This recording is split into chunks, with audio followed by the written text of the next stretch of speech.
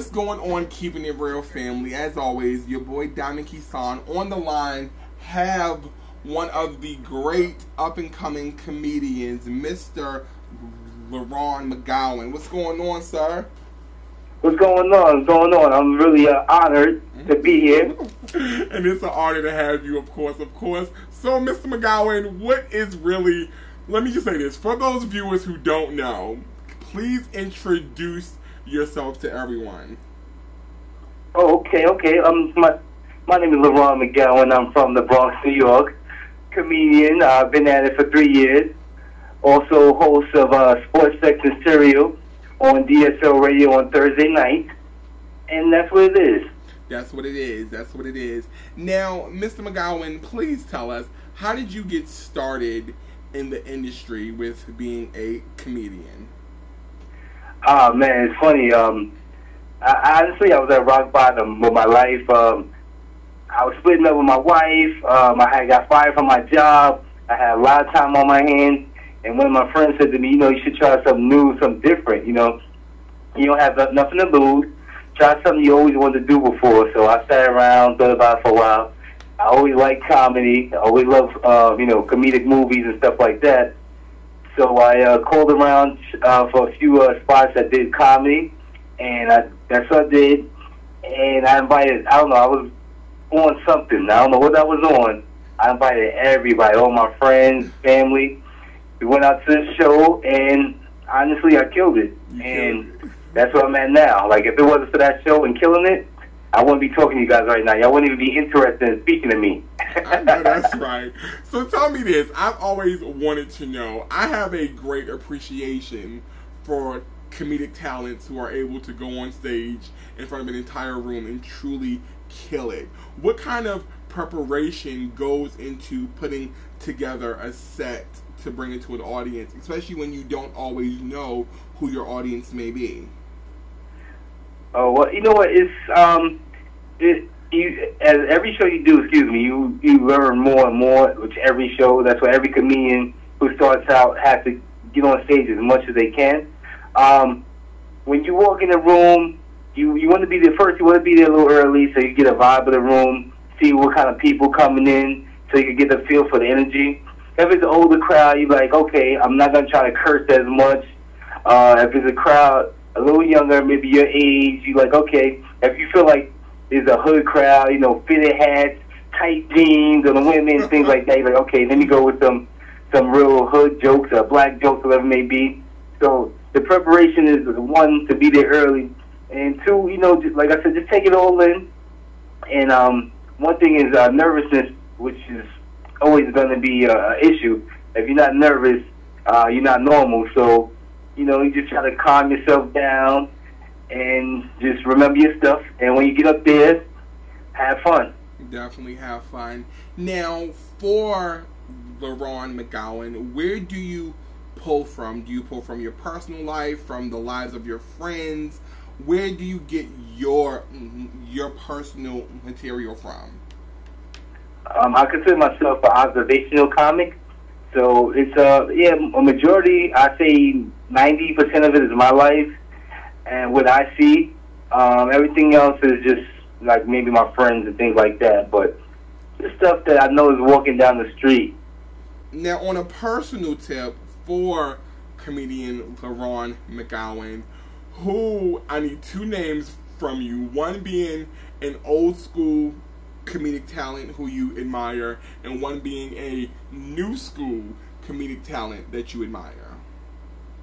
Old school that actually made me love comedy being young. I loved Eddie Murphy, even though I wasn't young enough to really listen and hear the cursing, but I always loved Raw and I always loved Eddie Murphy's energy. Okay. New school is a lot of people I really enjoy. It's so hard too, especially in New York City.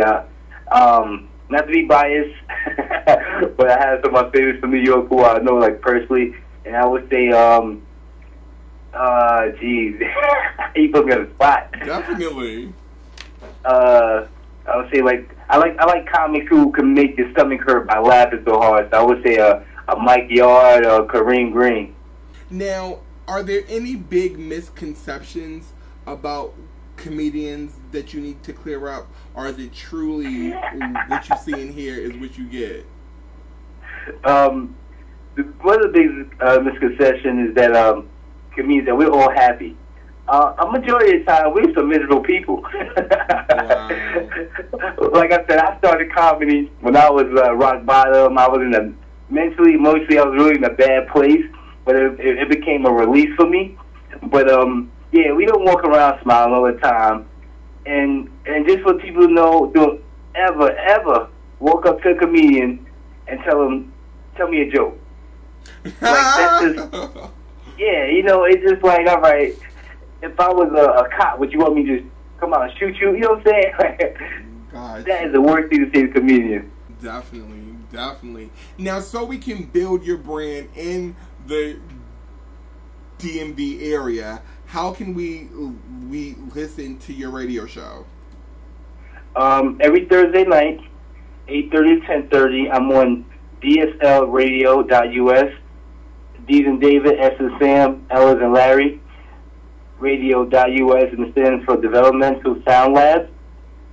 And like I said, every Thursday night, 8:30 to 10:30. When it's a show, it started off about comedians bringing my friends through who people never heard of. It's like I realized it counts to see how funny like these no-name people are. And as the show has grown, we talk about different topics, you know, current events, sports, and everybody's favorite topic of my show is sex, which isn't just, you know, sex one-on-one, is sex relationships between men and women. Since you got into comedy at a very trying time in your life, did comedy help you to get through that time? Oh, man, listen, definitely did. I mean, it's to the point where, like, now I still do a 9 to 5, but most people are stressed from their 9 to 5. Comedy relieves that stress and helps me deal with the 9 to 5. Wow. So the job doesn't bother me that much. I do my comedy, I write about work, I write about what's on my mind, and I relieve that stress. And, you know, and for me, comedy, like, you can have a great show, you feel good about it, the crowd receives you well, and when you get off the stage and a lot of people tell you, oh, I really enjoyed your show, you were hilarious, that's it's like a natural high.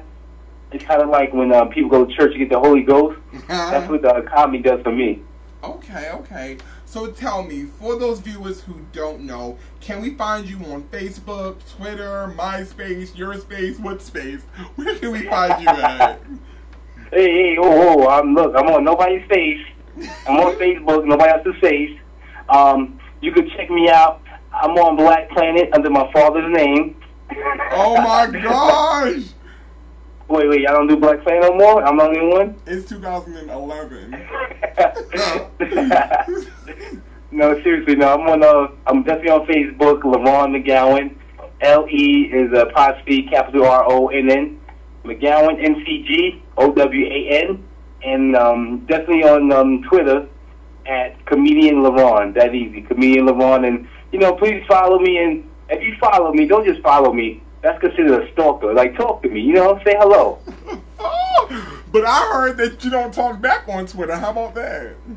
Nah, you didn't hear about me. That must be some other comedian. I talk. Oh, Comedian LeVon, stop playing. So listen, you know, we have grown to love you as a comedic talent just in this short period of time with this interview here. Tell me, what is it when a person is following you on Twitter, or they are following your Facebook, or they're at your show, they're finding you wherever, what's the one thing you want everyone to remember about comedian LeVon McGowan at all times? I want you, when you think of me, I want you to think like, wow, he is retarded. He is hilarious. Like, that really made me feel good. Wow. That's the best thing about comedy, man. When you make somebody laugh, somebody could have a bad day, or, you know, just okay, but you can make a person laugh. Whenever you laugh, you feel good. I've never heard of nobody laughing because they was hurt or, you know, not feeling well. When you laugh, you feel good. Definitely. When you laugh, you feel good. You heard it here first. He said he wants you to remember he is retarded. He made you laugh. He made you feel good. Yo. Wait, do I have to be politically correct? Maybe I shouldn't say retarded. Very funny young man. How about that? Very funny young man. I like that. I like that. Well, Keeping It Real family, you heard it here first. I'm Diamond Kesawn. On the line, Mr. LeBron McGowan. As always, sir, I appreciate you. It's been a pleasure.